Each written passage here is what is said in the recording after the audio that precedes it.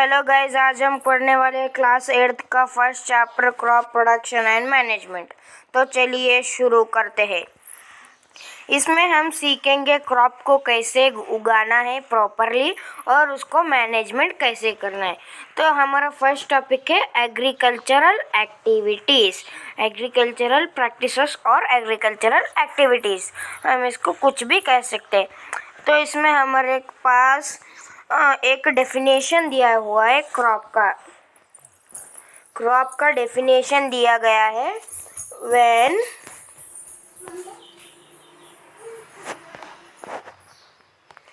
when plants of the same kind are cultivated at one place on a large scale is called crop।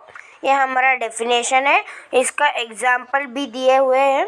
Example, the crop of wheat means that all the plants grow in field are that of wheats।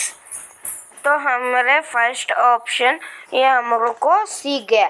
हम crop किसको कहते हैं हम सीख गए। तो चलिए next topic पर चलते। Types of crops.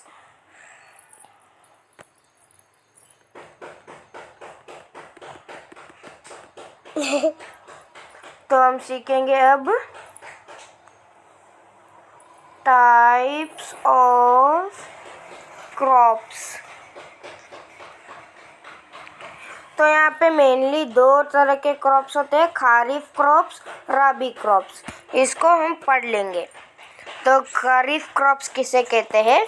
The crops which are sown in rainy season, यानी कि उन क्रॉप्स को जिन्हें रेनी सीजन में उगाया जाता है और उसे खरीफ क्रॉप्स कहते हैं। ये एग्जाम में आ सकता है। इसका टाइम पीरियड है जून टू सितंबर, इसका टाइम पीरियड है। एग्जाम्पल है पैडी में soybean, groundnut and cotton are kharif crops. ये सारे खरीफ क्रॉप्स है। अब हम पढ़ते हैं rabi crops. Rabi crops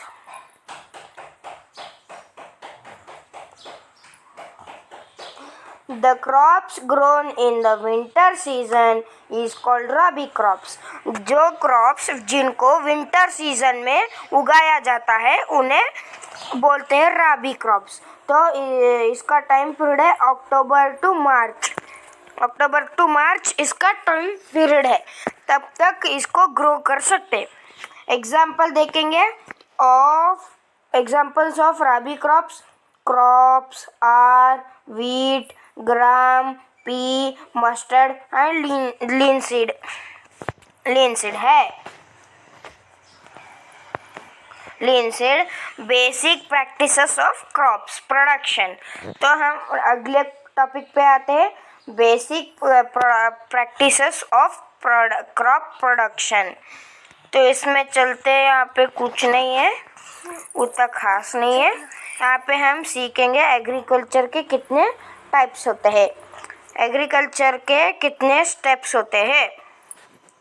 agriculture के स्टेप्स है प्रिपरेशन ऑफ सॉइल। तो हमको उसको प्रिपेयर करना पड़ता है। सोविंग यानी कि उसको लेवल करना पड़ता है और मैन्यूर या फर्टिलाइजर डालना पड़ता है।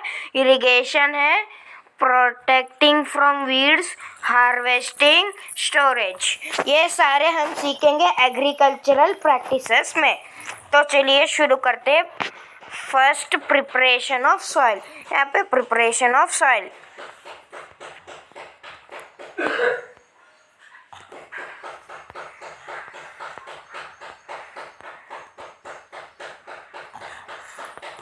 ये प्रिपरेशन ऑफ सॉइल का फर्स्ट स्टेप है। एग्रीकल्चर प्रैक्टिसेस का ये preparation of soil first step है before growing the step crops, यानी कि क्रॉप्स को ग्रो करने से पहले हम इसको डालना पड़ता है, इसको करना पड़ता है।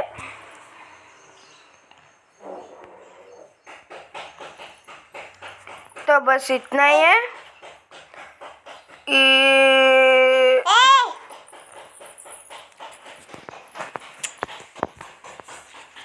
प्रिपरेशन ऑफ सॉइल पढ़े रहे। तो इसको करने के लिए turning and losing of soil is very important.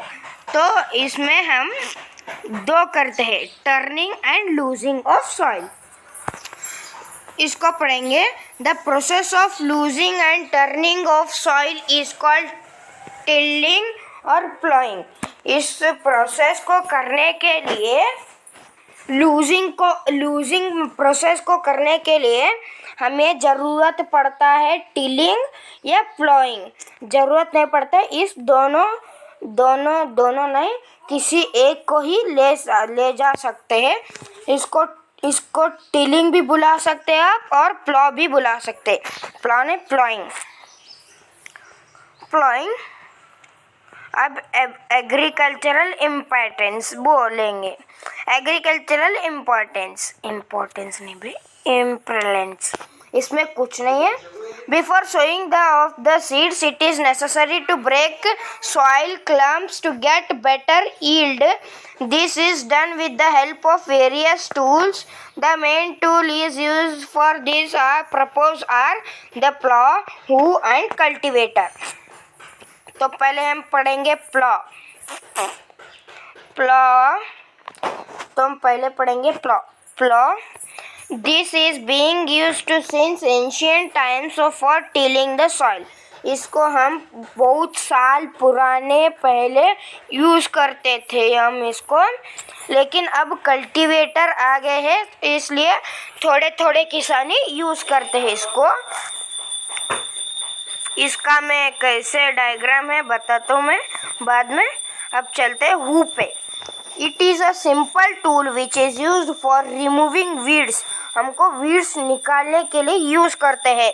And for losing the soil, इसको लूजिंग करने के लिए भी करते हैं। यहाँ पे बोला था ना मैं, लूजिंग करने के लिए प्लॉ, हू, कल्टीवेटर की ज़रूरत पड़ती है। तो हम प्लॉ का डायग्राम देखेंगे। ये किसान का डायग्राम, ये किसान खेती कर रहा है, वो उसका डायग्राम है। और यहाँ प्लॉ का डायग्राम है। प्लॉ, ये इसको प्लॉ कहते हैं। प्लॉ दो तरह के होते हैं। प्लॉ एक ही प्लॉ होता है मगर उसमें दो यूज़ किए होते हैं। इसको हम बीम बोलते हैं। ये लकड़ी का है ना, ये लकड़ी का, इसको प्लॉ शाफ्ट बोलते हैं। और ये इसका है ना, ये ट्रायंगुलर आयरन, उसको प्लॉ शेयर कहते हैं। तो आपको पता चल गया प्लॉ किस टाइप्स के होते हैं। प्लॉ शाफ्ट वुड के ही बने होते हैं, आयरन के नहीं बने होते। और प्लॉ शेयर है ना, वो वुड के भी हो सकते हैं, आयरन के भी हो सकते हैं। समझ गए? तो अब हमारा नेक्स्ट टॉपिक पढ़ते हैं। ये बस इतना ही।